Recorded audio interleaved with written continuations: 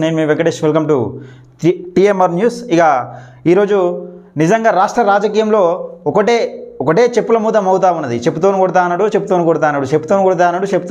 మరి ఎవరు కొడతా అన్నాడు, ఎవరిని కొడతా అన్నాడు అనేది ఇక కొందరు జర్నలిస్టులు అయితే ఇదే పనిగా ఇక ఒకటే వాగుడిగా అది నిజమా అబద్ధమా, మరి అందంగా అబద్ధాన్ని నిజంగా ప్రజలకు రుద్దే ప్రయత్నం చేస్తూ ఉన్నారు. మాకు వద్దు మొర్రో అన్నా కానీ అదే అబద్ధాన్ని ఇదే నిజమని రుద్దే ప్రయత్నాలు చేస్తూ ఉన్నారు. అందులో మళ్ళొకరు ఎవరంటే న్యూస్లాండ్ శంకర్. ఈ శంకర్ అన్న పాపం బాగానే అల్లాడుతాడు. ఫేక్ న్యూస్ని పట్టుకొని నిజంగా సగం కట్ చేసుకుంటా సగం అది చేసుకుంటా దాన్ని ఏదో నిజంగానే ప్రజలను ఎట్లనే చేసి మెప్పియాలి, నేను మెప్పుకోరాలి, నిజంగా ఆ కేటీఆర్ చెప్పిన 32 యూట్యూబ్ ఛానల్ నాకు ఛానల్ ఉండాలి, నేను ముందు ప్రైజ్ ఉండాలి అన్నట్టు ఈ ప్రయోగాలు చేస్తూ ఉన్నాడు.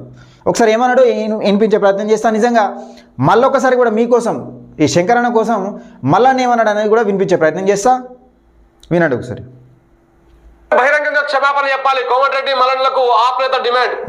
రైతు బంధు రాలేదంటే చెప్పుతో కొట్టాలని మంత్రి కోమటిరెడ్డి వెంకటరెడ్డి అనడం సిగ్గుచేట అన్నారు ఆమ్ ఆద్మీ పార్టీ రైతు సంఘం అధ్యక్షుడు రాష్ట్ర అధ్యక్షుడు ఎంపల్లి పురుషోత్తం రెడ్డి.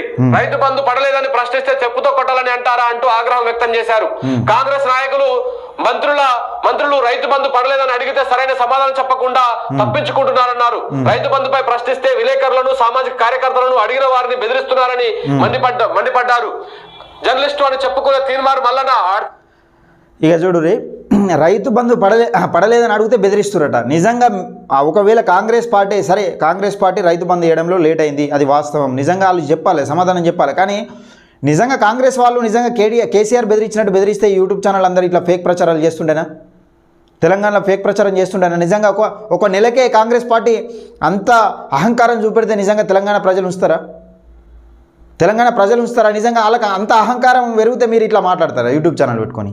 ఈయన మల్లన్న గురించి ఏమని మాట్లాడతాడు చూడు, ఏమున్నా చిన్న పెద్ద తేడా లేకుండా ఆడు ఈడని మాట్లాడుతూ ఉంటాడు.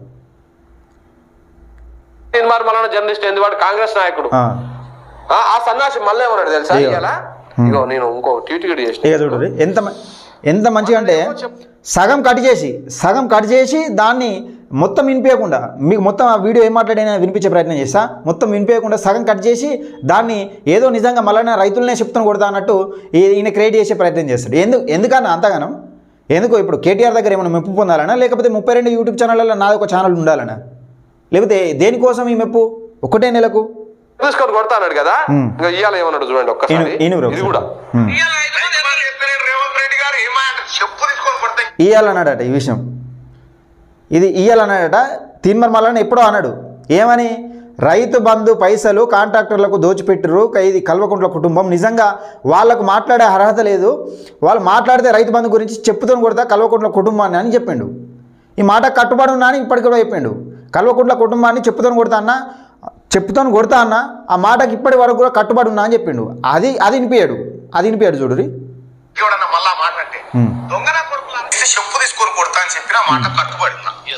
మధ్యలో కట్ చేసిండు చూసినావా? జర్నలిజం అంటే గిదా ఫేక్ న్యూస్లు తయారు చేయడమా?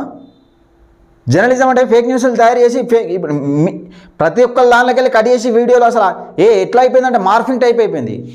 మొన్న కదా రష్మిక మందాన వీడియో మార్ఫింగ్ చేసి చూసినావా? సేమ్ కూడా ఇది కూడా అట్లే తయారవుతుంది. ఏమంటున్నాడు, రైతు బంధు వేస్తలేడు అంటే చెప్పేసుకొని కొడతా అన్నాడు కదా వీడు. మళ్ళీ ఇప్పుడు ఏమంటున్నాడు, ఇవాళ రైతు బంధు వేస్తలేడు చెప్పేసుకొని కొడతా అన్నా కదా, ఆ మాటకు నేను కట్టుబడి ఉన్నా అంటున్నాడు.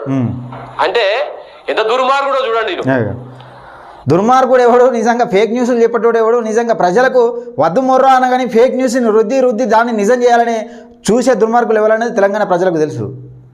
నిజంగా కాంగ్రెస్ పార్టీ వచ్చిన నెల రోజుల్లోపే ఇంత అన్యాయం జరిగిపోయింది, ఇంత ఆవేశంగా వెలగాక్కుతున్నారు. నిజంగా 9.5 సంవత్సరాలు పరిపాలన చేసిన బీఆర్ఎస్ పార్టీని మెచ్చుకుంటున్నారు అంటే దుర్మార్గులు ఎవరన్నది తెలుసు. ప్రజలు ఇచ్చిన తీర్పుకు విలువ ఇవ్వకుండా ఇంత దుర్మార్గంగా మీరు ఇలాంటి ఫేక్ వీడియోలు తయారు చేసుకుంటా కాంగ్రెస్ ప్రభుత్వం పైన తీన్మార్ మల్లన్న పైన అబండాలు ఎన్ని వేస్తున్నారు అనేది నిజంగా తెలంగాణ ప్రజలకు తెలుసు. ఒకసారి నిజంగా తీన్మార్ మల్లన్న కూడా ఏం మాట్లాడడం అన్నది ఈ శంకరన్నకు మళ్ళీ ఒకసారి వినిపిద్దాం, వినాలి.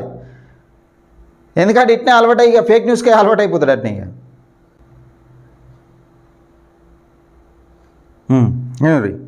చెప్పు తీసుకొని కొట్టాలని చెప్తా ఉన్నా. రైతుల గురించి చెప్పు తీసుకొని కొడతా అని చెప్పి అన్నాడు కదా, అది ఎవరిని అన్నాడు, ఎందుకు అన్నాడు అనేది, ఏ సన్నివేశంలో అన్నాడు తీన్మార్ మల్లన్న అనేది వినే ప్రయత్నం చేయాలి. నిజంగా తెలంగాణ ప్రజలు కూడా న్యూస్ ఛానళ్ళు వచ్చినాయి కదా, యూట్యూబ్ ఛానళ్ళు ఉన్నాయి, నిజంగా శాటిలైట్ ఛానళ్ళు బంద్ చేసి తెలంగాణ ప్రజలు యూట్యూబ్ ఛానల్ చూస్తారని యూట్యూబ్ ఛానల్ కూడా నిజంగా ఒక 100Kనో 200Kనో సబ్స్క్రైబర్స్ ఉండగానే వాళ్ళు ఇష్టం ఉన్నట్టు మాట్లాడుతూ ఉన్నారు. నిజంగా అబద్ధాన్ని నిజం అంటారు, నిజాన్ని అబద్ధం అంటారు. అసలు ఏ విధంగా ప్రచారం చేస్తారో వాళ్ళకన్నా అర్థమవుతుంది. ఏమన్నా అంటే మల్లన్న ఫోటో పెట్టుకొని అడ్డం పెట్టుకొని బతికెత్తారు కొందరు యూట్యూబ్ ఛానల్ అయితే. మాట్లాడే హక్కు లేదు, రైతుల గురించి మాట్లాడితే చెప్పు తీసుకొని కొట్టాలని చెప్పిన కేసీఆర్ కుటుంబాన్ని ఇప్పుడు చెప్తా ఉన్నా, రైతుల సంపద దోచిన కేసీఆర్ కుటుంబాన్ని చెప్పు తీసుకొని కొట్టాలని చెప్తా ఉన్నా. ఏం చేసి ఆడికి బిట్టు కట్ చేసి రైతులను తిట్టిన మల్లన్న అని చెప్పేసి ఏ శంకరన్న కడి చేసినట్టు, శంకరన్న కడి చేసినట్టు గిట్నే ఉంటుంది అసలు మాట. ఇదే ఎక్కడ వీళ్ళు మళ్ళీ పోటీ చేయకుండా వీళ్ళ ఆస్తులన్నీ జప్తు చేయాలి. తెలంగాణ రాష్ట్ర ప్రజలు ఇగో మన సంపద ఎటుపోయిందంటే ఇగో ఇటుపోయింది. ఎటుపోయినా పైసలు ఏమైపోయినా అంటే ఇగో ఇటుపోయింది. రైతులకు రావాల్సిన రైతు బంధు పైసలు దిగిపోయేటప్పుడు కాంట్రాక్టర్ల చేతిలో పెట్టిపోయిన కేసీఆర్. రైతు బంధు పైసలు రైతులకు వేయకుండా దొంగతనం ఎత్తుకపోయిన కేసీఆర్ కుటుంబాన్ని చెప్పు తీసుకొని కొట్టాలి ఇంకోసారి రైతుల గురించి మాట్లాడితే అని చెప్పిన దాన్ని ఉల్టా. ఇప్పుడు శంకరన్న కట్ చేసినట్టు దాన్ని ఉల్టా కట్ చేసి అంతమంది కట్ చేసి నిజంగా ఆ కల్వకుంట్ల కుటుంబాన్ని నిజంగా చెప్పుతోని కొడతా అన్న మాట కట్టుబడి ఉంటా అన్న విషయాన్ని కట్ చేసి కల్వకుంట్ల కుటుంబాన్ని కట్ చేసి నిజంగా చెప్పుతోని కొడతా అన్న మాటకు కట్టుబడి ఉన్నా అని దాన్ని అంతమంది క్లిప్ కట్ చేసి వినిపిస్తారు. ఇదా జర్నలిజం? ఇదా ఫేక్ ప్రచారాలు జర్నలిజమా? ఇది జర్నలిజం అంటే ఇదేనా? ప్రజలకు నిజాలు చెప్పడం అంటే ఇదేనా? ఇది ఇటువంటి నిజాలేనా?